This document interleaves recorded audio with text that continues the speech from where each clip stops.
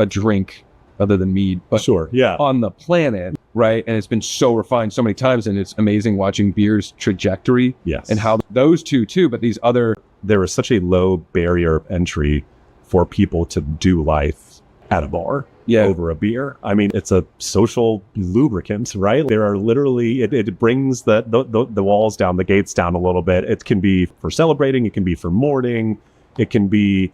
What I really love about a great beer is that it can be the topic of conversation, or it can be the aid for conversation and just be in the background. And it can be both things within the same time span of sitting in a bar, right? So I feel like that's unique to beer in particular, because it's so agricultural and it's so...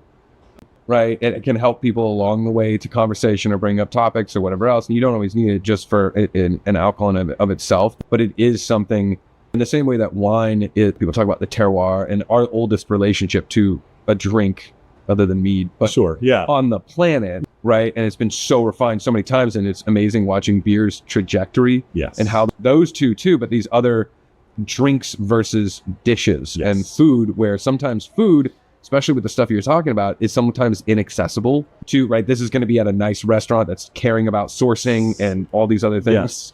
That's only a certain echelon of the community that can have that.